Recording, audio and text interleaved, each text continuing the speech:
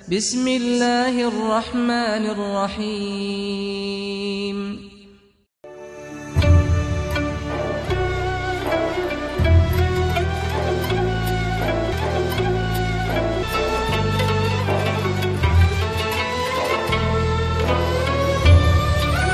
اعوذ باللہ السمیع العلیم من الشیطان اللعین الرجیم۔ بسم اللہ الرحمن الرحیم۔ سورہ حدید آیت نمبر 14 اور 15 آج ہمارے درس کا حصہ ہیں۔ بسم اللہ الرحمن الرحیم۔ ینادونہم الم نکم معکم قالوا بلی ولکنکم فتنتم انفسکم وتربصتم وارتبتم وغرتکم الامانی حتی جاء امر اللہ وغرکم باللہ الغرور۔ فَالْيَوْمَ لَا يُؤْخَذُ مِنْكُمْ فِدْيَةٌ وَلَا مِنَ الَّذِينَ كَفَرُوا مَأْوَاكُمُ النَّارُ هِيَ مَوْلَاكُمْ وَبِئْسَ الْمَصِيرُ۔ صدق اللہ العظیم۔ ینادونہم، منافق ان کو پکاریں گے، الم نکم معکم، کیا ہم تمہارے ساتھ نہ تھے؟ قالوا، تو جواب ملے گا، بلا، بے شک تم ہمارے ساتھ تھے، وَلَكِنَّكُمْ فَتَنْتُمْ، لیکن تم نے خود اپنے آپ کو فتنہ میں ڈالا، فَتَنْتُمْ أَنفُسَكُمْ، تم نے اپنے آپ کو امتحان میں ڈالا، وَتَرَبَّصْتُمْ، اور تم موقع کی تلاش میں رہے، وَارْتَبْتُمْ، اور تم ہمیشہ شک میں لٹکے رہے، وَغَرَّتْكُمُ الْأَمَانِيُّ، اور تمہاری خواہشات نے تمہیں دھوکہ دیا، حَتَّى جَاءَ أَمْرُ اللَّهِ، یہاں تک کہ اللہ کا امر آ گیا، وغرکم باللہ الغرور، اور دھوکہ دینے والے نے بھی ایمان کے معاملے میں تمہیں دھوکہ دیا۔ فَالْيَوْمَ لَا يُؤْخَذُ مِنْكُمْ فِدْيَةٌ، اور آج کے دن تم سے کسی قسم کا کوئی فدیہ و قربانی یا انفاق قبول نہیں کیا جائے گا، وَلَا مِنَ الَّذِينَ كَفَرُوا، اور نہ ہی ان لوگوں سے کچھ قبول کیا جائے گا کہ جو کفر کرتے رہے، مأواکم النار، تم سب کا ٹھکانہ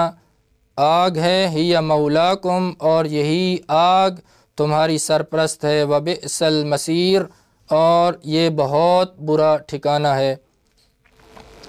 ان دو آیات میں اللہ تعالیٰ نے بطور نتیجہ منافقوں کے حالات کو ذکر کیا ہے، جیسا کہ پچھلی آیات میں بھی ذکر کیا گیا ہے کہ بات ہو رہی تھی منافقوں کی کہ جب وہ مومنوں کے ساتھ بات کر رہے ہیں اور التماس کر رہے تھے کہ ہم ان کے نور کے ذریعے سے جنت تک پہنچ جائیں، اور جس طرح وہ جنت میں جا رہے ہیں یہ بھی منافق بھی جنت میں چلے جائیں، لیکن اللہ تعالیٰ کی طرف سے وہاں پر حد فاصل کھینچ دی جائے گی، اور جب حد فاصل کھینچ دی جائے گی تو یہ نالہ و فریاد کریں گے، روئیں گے، پیٹیں گے اور پکاریں گے، اور مومنوں سے کہیں گے کہ کیا ہم دنیا میں اکٹھے نہ تھے؟ ہم بھی تمہارے ساتھ ہی بیٹھتے تھے، ہم بھی تمہاری طرح کلمہ پڑھتے تھے، نماز پڑھتے تھے، مسجد میں آتے تھے اور سارے دوسرے کام کرتے تھے، کیا ہم تمہاری طرح اعمال انجام نہیں دیتے تھے؟ تو آگے سے جواب ملے گا، ہاں ممکن ہے کہ زندگی میں تم ہمارے ساتھ بیٹھتے تھے، ہمارے ہمسائے بھی تھے، ایک ہی مسجد میں بیٹھتے تھے، ایک ہی پیغمبر کی محفل میں بیٹھتے تھے، لیکن یاد رکھیں کہ ایک جگہ بیٹھنا یہ اور بات ہے، ایک جگہ اکٹھا ہونا یہ اور بات ہے، لیکن فکری طور پر ایک ہونا اور ایمان پر مضبوطی سے کاربند ہونا یہ اللہ تعالیٰ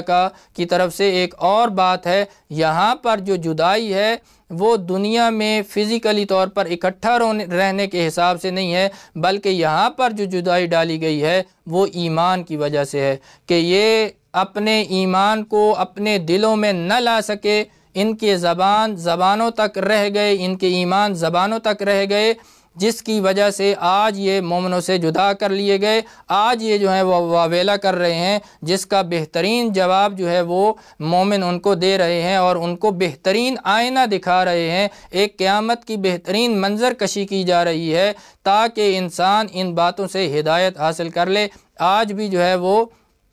اس بیماری سے نکلے۔ یہ جو منافقت کی بیماری ہے اس میں نہ یہ بیماری مرد کو دیکھتی ہے نہ زن کو دیکھتی ہے، دونوں جو ہیں اس میں ملوث ہو سکتے ہیں، جس طرح کے منافقین اور منافقات دونوں جو ہے وہ لفظ جو ہے وہ استعمال ہوئے ہیں۔ تو ایسی صورت میں اللہ سبحانہ و تعالی نے اس آیت کے اندر اس بات کو نقل کیا ہے جو مومن بہترین انداز سے ان کو جواب دے رہے ہیں، یعنی وہ فرق کہ جو تمہارا اور ہمارا دنیا کے اندر تھا وہ یہ، قالوا بلا، بے شک تم دنیا میں ہمارے پاس بیٹھتے تھے، ایک ہی محفل میں بیٹھتے تھے، ایک ہی پیغمبر کے سامنے ہم بیٹھتے تھے، لیکن یاد رکھیں کہ قیامت کے دن تمہارا اور ہمارا فرق اس طرح واضح ہو جائے گا کہ دنیا میں تم کیا کرتے تھے، وَلَٰكِنَّكُمْ فَتَنْتُمْ أَنفُسَكُمْ، تم اپنے آپ کو خود بخود امتحان میں ڈالتے تھے اور اس سوچ و بچار میں مبتلا رہتے تھے تم ایمان کی طرف جاؤ یا کفر کی طرف، یعنی ایمان اور کفر کے درمیان تم لٹکے ہوئے تھے، وَتَرَبَّصْتُمْ، اور تم موقع جو ہے وہ تلاش کر رہے تھے، اس انتظار میں تھے کب تمہیں دنیا کا کوئی فائدہ ہو تو ایمان کی طرف آؤ، اور کب جو ہے وہ جنگ کی سختی یا کوئی اور سختی جو ایمان کی طرف سے آتی ہے تو اس صورت میں ایمان کو چھوڑ کر تم واپس کفر کی طرف پلٹنے کی بات کرتے تھے۔ کس طرح تم جو ہے وہ موقع شناس تھے اور موقع کی تلاش میں تھے اور موقع کو جو ہے وہ تلاش کر رہے تھے تاکہ تم دنیا کا فائدہ اٹھا سکو، وَارْتَبْتُمْ، اور ہم وہ تھے کہ جو ایمان کے ساتھ یقین رکھتے تھے اللہ پر، اللہ کے رسولوں پر، ان کی ہدایت پر، ان کی باتوں پر، ان کے دستورات پر، ان کے فرامین پر، اور اس ایمان کے بل بوتے پر ہم نے نور حاصل کیا اور جنت میں جا رہے ہیں۔ اور تم کیا کرتے تھے، تم ایمان اور کفر کے درمیان جو شک تھا اس کے اوپر لٹکے ہوئے تھے جس کی کوئی بنیاد نہیں تھی، لہٰذا تمہاری زندگی جس طرح شک میں گزری ہے اب یہاں پر وہ موقع نہیں ہے کہ تم ہمارے ساتھ آگے چل سکو۔ اور پھر اس سے بھی بڑھ کر یہ فرمایا گیا وَغَرَّتْكُمُ الْأَمَانِي، یہ ساری جو وجہ ہے یہ تمہاری خواہشات کی پیروی کی وجہ سے ہے۔ یہ جو خواہشات تھی دنیا کے اندر، کبھی شہرت کی جو ہے وہ خواہش ہے، کبھی دولت کی خواہش ہے، کبھی اپنے مقام کو پانے کی خواہش ہے، اس خواہش کی وجہ سے، ان امانی کی وجہ سے، ان خواہشات کی بنیاد پر تم نے ایمان کو چھوڑا اور شک میں پڑے رہے، حتی جاء امر اللہ، یہاں تک کہ تم نے توبہ بھی نہ کی اور واپس بھی ایمان کی طرف نہ پلٹے اور موت نے تمہیں آ کر اچک لیا، موت نے آ کے تمہیں آ لیا اور تم یہاں تک پہنچ گئے۔ وَغَرَّكُمْ بِاللَّهِ الْغُرُورُ، اور پھر تمہیں دھوکہ دینے والے نے بھی ایمان کے معاملے میں دھوکہ دیا۔ غرور جو ہے وہ شیطان کے ناموں میں سے ایک نام ہے کہ شیطان نے بھی ان کو اس معاملے میں آ کر دھوکہ دیا ہے۔ لہٰذا یہ اللہ تعالیٰ ان آیات میں تذکر دے رہا ہے کہ مومنوں اور منافقوں کی جو گفتگو ہوگی یہ دنیا میں یوں نہ سمجھیں کہ مومن اور منافق ایک ہی جو ہے وہ پلڑے میں آئیں گے، نہیں، اللہ تعالیٰ کی طرف سے یہ ہے کہ جس طرح دنیا کے اندر وہ منافقت کر کے اس بیماری کا شکار ہوتے رہے، غفلت کا شکار ہوتے رہے، اپنی خواہشات کا شکار ہوتے رہے، شیطان کے بہکاوے کا شکار ہوتے رہے، اسی طرح وہ قیامت کے اندر بھی مومنوں سے جدا کر لیے جائیں گے اور ان کے درمیان ایک حد فاصل جو ہے وہ کھینچ دی جائے گی۔ ممکن ہے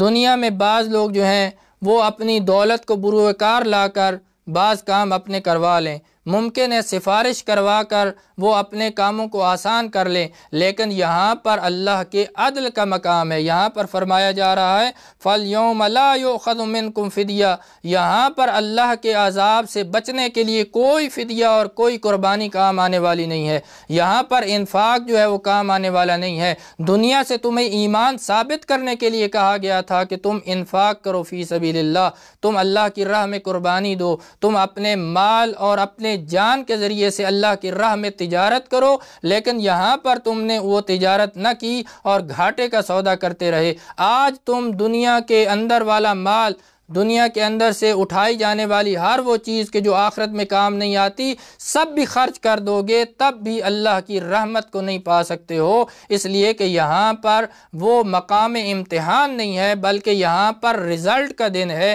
نتیجے کا دن ہے، یہاں پر کوئی فدیہ کام نہیں آئے گا۔ وَلَا مِنَ الَّذِينَ كَفَرُوا، ساتھ منافقوں کے ساتھ اللہ نے کافروں کی بھی بات کر دی ہے کہ جس طرح منافق جو ہیں وہ اگر اب جو ہے وہ فدیہ دینے کے لیے تیار ہوتے ہیں اور وہ فدیہ ان کے لیے کوئی کام نہیں آتا، کافر بھی اسی صف میں شامل ہیں اور ان دونوں کی صفیں ایک جیسے ہیں۔ اور جس طرح کے بعض آیات میں بیان کیا گیا ہے کہ جس طرح دنیا کے اندر کافر اور منافق جو ہیں وہ گہرے دوست ہوتے ہیں، اسی طرح قیامت کے اندر بھی ان کو درک کے